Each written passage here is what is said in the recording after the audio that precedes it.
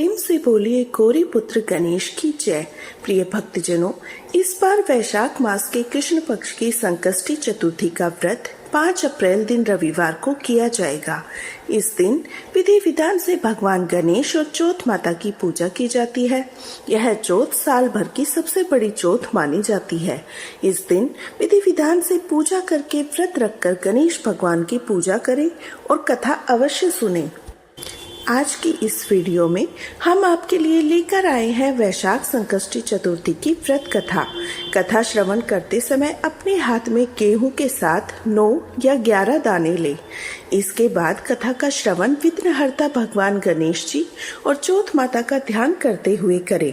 कथा के अनुसार भगवान श्री कृष्ण युधिष्ठिर महाराज को इस व्रत की महानता के बारे में बताते हुए कहते हैं, प्राचीन काल में रक्तदेव नाम के एक प्रतापी राजा थे। राजा की मित्रता यम, कुबेर और इंद्र आदि देवों से थी।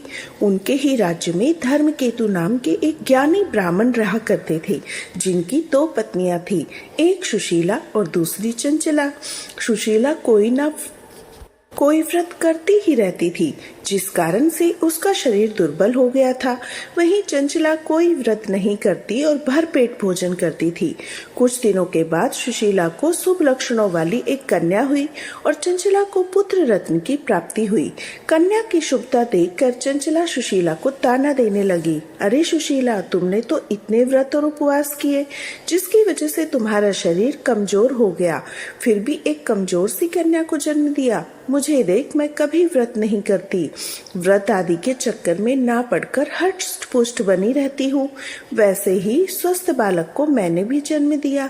चंचला की बातें सुशीला के हृदय को चुभने लगी। फिर वैशाख चतुर्थी के दिन सुशीला ने पूरे भक्ति भाव के साथ संकट नाशन गणेश चतुर्थी का व्रत किया। व्रत से प्रसन्न होकर गणेश जी ने उसे दर्शन दिए। गणेश जी ने आशीर्वाद देते हुए कहा, हे सुशीला, तेरी कन्या के मुख से मोती और मूंगे प्रवाहित होते रहेंगे। तुझे वेद शास्त्र वेदता एक पुत्र भी होगा। वरदान देने के बाद विघ्नहर्ता गणेश भगवान अंतर ध्यान हो गए।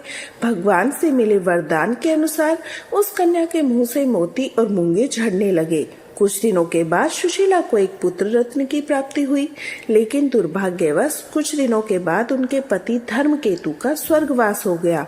उनकी मृत्यु के बाद चंचला घर का पूरा धन समेटकर दूसरे के घर में जाकर रहने लगी, लेकिन सुशीला अपने पति के घर में रहकर अपने पुत्र और पुत्री का पालन पोषण करने लगी, क्योंकि सुशीला ही कन्या के मुंह से मूंगे मोती झड़ा करते थे, जिस कारण से उसके पास काफी धन एकत्रित हो गया। इस कारण चंचला सुशीला और उसके परिवार से ईर्ष्या करने लगी। एक दिन उसके मन में उनकी हत्या का कुविचार आया। इसी हत्या के उद्देश्य से चंचला ने सुशीला की पुत्री को कुएं में धकेल दिया। कुएं में गणेश जी ने सुशीला की पुत्री की रक्षा की और वापस माता के पास भेज दिया। कन्या को जीवित देखकर चंचला का मन उद्विग्न हो उठा।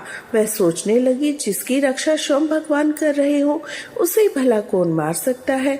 इधर सुशीला अपनी पुत्री को पुनः प्राप्त करके प्रसन्न हो गई और गणेश भगवान को धन्यवाद कहा, मन ही मन प्रार्थना भी की। उधर चंचला सुशीला की कन्या के चरणों में नतमस्तक हो गई, अपने किए हुए की माफी मांगने लगी। चंचला ने सुशीला से कहा, सुशीला, तुम तो बहुत धनवान हो, दयावान हो, मुझे क्षमा कर दो। अब तो दोनों कुलों का उद्धार केवल तुम ही कर सकती हो। जिसकी रक्षा स्वयं भगवान करते हो, भला उसका मनुष्य क्या बिगाड़ सकता है। इसके बाद सुशीला के कहे अनुसार चंचला ने भी वैशाख मास के कृष्ण पक्ष की चतुर्थी तिथि का व्रत किया। गणेश भगवान की कृपा से अब दोनों परिवार के बीच सब सही हो गया। जिस पर विघ्नहर्ता भगवान गणेश की कृपा होती है, उसके तो शत्रु भी मित्र बन जाते हैं। भगवान गणेश जी ने जिस प्रकार सुशीला की मदद की, उसी प्रकार से वे सभी की मदद करें। सभी प्रेम से बोलिए विघ्नहर्ता भगवान गणेश की जय।